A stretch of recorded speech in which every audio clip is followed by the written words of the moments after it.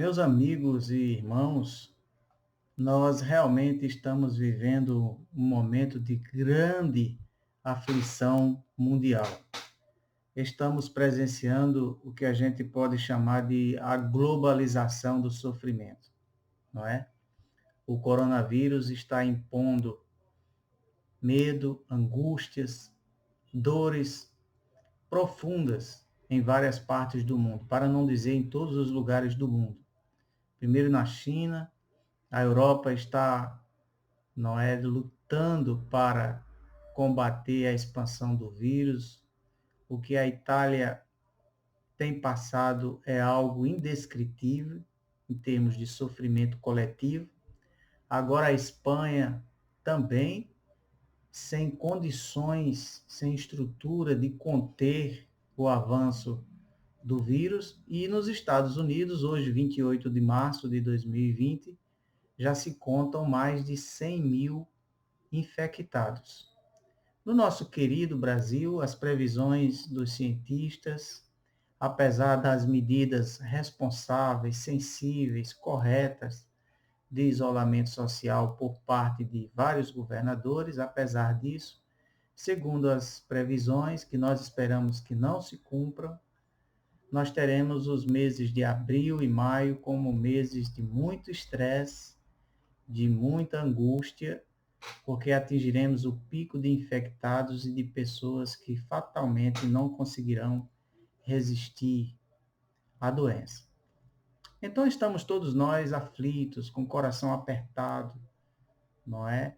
E o que podemos fazer? Estamos dentro de casa, comunicando via internet. Acredito que muitas pessoas têm sido ajudadas por conselheiros, por psicólogos, psiquiatras, pelo apoio de familiares, e isso tudo é muito importante, é muito bom. E eu gostaria de compartilhar uma palavra bíblica, uma reflexão baseada numa carta que Paulo, temos usado bastante, o apóstolo Paulo. Ele escreveu uma carta aos Coríntios, segundo Coríntios, a segunda carta que ele escreveu aos Coríntios, o capítulo 1 dos versículos 3 a 11, é uma carta que fala de aflição, de sofrimento. Porque ele, Paulo, estava vivendo um tempo de muita aflição. Ele era talhado nisso, desde que ele resolveu ensinar as boas novas de Cristo, desde o seu encontro com Cristo. Paulo só teve sofrimentos, perseguições, ameaças, angústias. Era talhado nisso aí. E estava falando sobre isso, exatamente, escrevendo sobre isso para os coríntios. Com base nesse trecho da sua carta, eu gostaria de destacar 4 mensagens que Paulo está dando aos coríntios, em palavras. Não é? A primeira palavra, que pode traduzir-se na primeira mensagem, é a misericórdia. Ele diz assim no início do trecho: Louvado seja Deus, Pai de nosso Senhor Jesus Cristo, o Pai de misericórdia, o Pai de misericórdia. Eu estou destacando isso porque tem muita gente aí e que parece estar na antessala de Deus, não é? Se julgando os porta-vozes, os intérpretes diretos de Deus, a dizerem que Deus está lançando uma praga sobre a humanidade a partir de tais e tais mecanismos, com esses e outros objetivos. Realmente, eu quero crer que é uma ousadia. Nós somos tão pequeninos diante de Deus, né? O próprio apóstolo Paulo disse que a gente enxergava as coisas espirituais como por espelhos que se refletiam muito parcialmente. Então, querer interpretar os desígnios de Deus, né? Quão inescrutáveis são os teus caminhos, quão insondáveis são os teus caminhos, quão inescrutáveis são os teus juízos, dizia também o apóstolo Paulo. Mas tem muita gente aí que esquece, né? Por exemplo, de uma das passagens lá do Evangelho, em que o Senhor Jesus Cristo estava evangelizando entre determinadas comunidades, ele encontrou uma certa aldeia que não o aceitou de jeito nenhum, rejeitou prontamente a mensagem e a presença de Cristo. E alguns dos discípulos disseram para o Senhor Jesus Cristo, de imediato, Senhor, vamos pedir a Deus que venha fogo do céu e consuma a todos. E Jesus Cristo disse para eles, o Filho de Deus não veio para destruir as almas, mas para salvá-las. Vocês não sabem de que espírito vocês são. Então eu acredito que se nós temos base bíblica, escriturística para dizer que Deus pode exercer a sua soberania e dentro dessa soberania o seu juízo, nós temos também de sobra elementos para dizer que ele é um Deus de misericórdia. E nós precisamos apelar à sua misericórdia e à sua compaixão. É isso que Paulo está ensinando. A segunda palavra que eu gostaria de destacar é a palavra encorajamento, que Paulo utiliza várias vezes. Ele diz que está sendo encorajado por Deus. E porque ele está sendo encorajado nessas aflições, é que ele encoraja os outros cristãos. Então havia naquele momento uma rede de encorajamento. Eu acredito que essa é uma mensagem importante para nós, de nós entendermos que nós estamos diante de um fato gravíssimo para a nossa sociabilidade e que nós precisamos multiplicar as ações e os gestos de encorajamento, de solidariedade. É o que nos resta. É o que nos resta. É uma grande mensagem de Paulo naquele momento de aflição. Quando somos encorajados, certamente encorajamos vocês.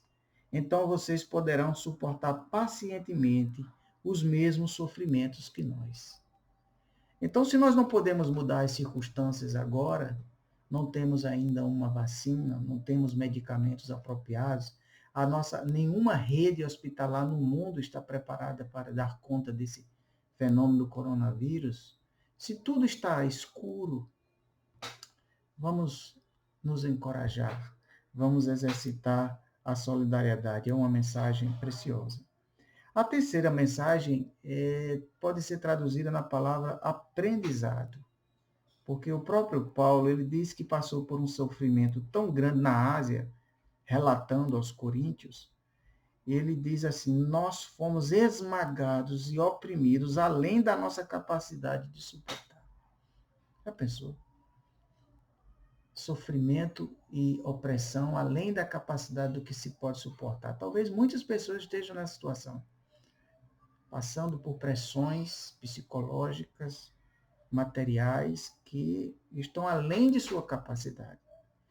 E Paulo diz que isso foi tão grave para ele, que ele diz, de fato esperávamos morrer.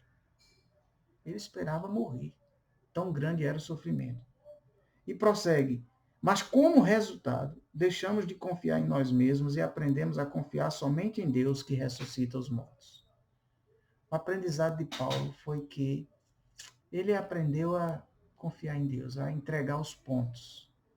Ele achava que ia morrer. O nível de opressão, o nível de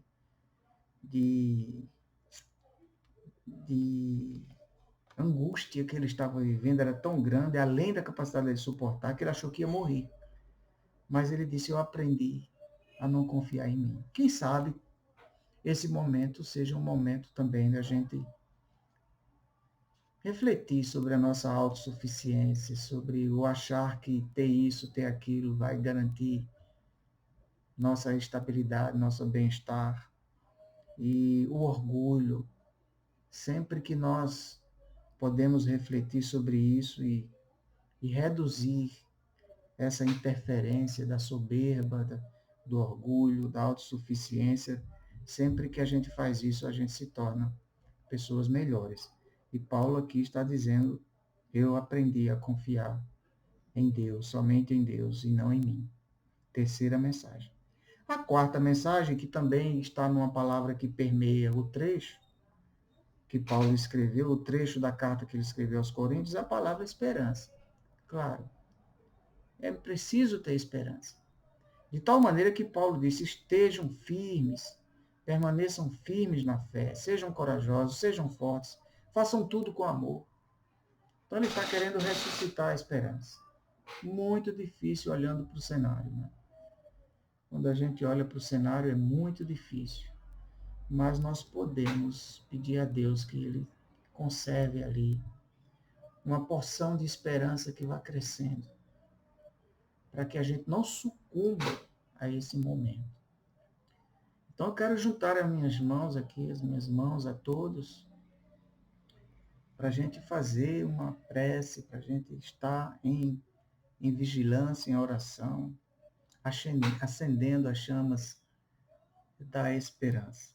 Vamos pensar não apenas em nós, mas em muitas partes do mundo, né, que estão sendo afetadas pelo coronavírus, e vamos pedir que Deus ilumine pessoas, estudiosos, e que nos dê a capacidade de superar isso, mantendo acesa a chama da esperança. Essas são as mensagens, as palavras que eu gostaria de destacar nesse texto que Paulo deixou para nós. Misericórdia, encorajamento, aprendizado e esperança. Que Deus abençoe cada um de nós, que nos conserve assim, essa jornada dura que nós estamos atravessando, que vamos atravessar. E em Deus, e com o melhor que nós temos dentro de nós, nós vamos encontrar um porto seguro. Um abraço a todos.